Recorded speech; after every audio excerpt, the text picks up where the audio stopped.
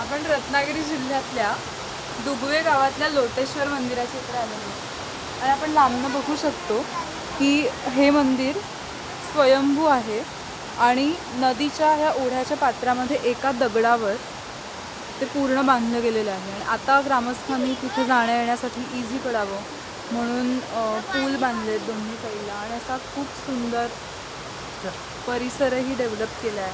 खूप वेगवेगळ्या प्रकारचे फुलझाडं लावली आहेत, त्यामुळे हे खूपच परिसर सुशोभित झाला आहे, एकदम स्वच्छ आहे आणि इकडे आल्यानंतर खूप प्रसन्न वाटतं आहे. तर आता आपण त्या मंदिरापर्यंत जाऊया.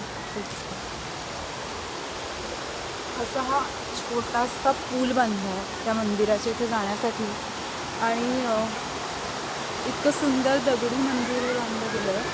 आणि ह्या मंदिराची वैशिष्ट्यपूर्ण बाब अशी आहे की हे स्वयंभू आहे आणि आपण आता मंदिराच्या गाभाऱ्यापर्यंत पोहोचू तेव्हा लक्षात येईल की ती पिंड आपोआपच तयार झालेली आहे तिथे.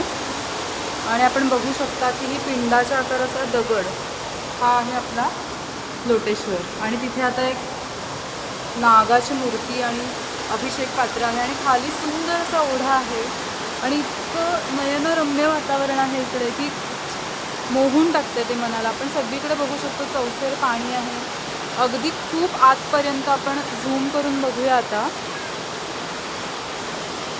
की कुठपासनं तो झरा ओढा वाहत होतोय. एका ठिकाणी धबधब्यासारखं झालेलं आहे. तर असं हे सुंदर मंदिर. आता आपण इकडनं खाली उतरतो ह्या जिन्याने. इथे पण त्यांनी एक हा परिसर आपण बघू शकतो आणि आता इथे खाली जिना आहे. तर ह्या जिन्यावरनं उतरत गेलं की आपल्याला त्या ओढ्यापर्यंत सहज पोचता येतं. आणि जनरली शंकराचं मंदिर हे पाण्याच्या ठिकाणी आणि असं जंगलाच्या एरियातच असतं.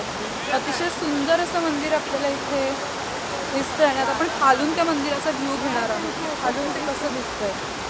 तर बघूया आता.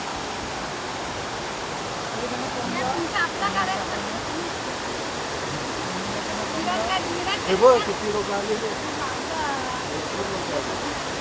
झालं.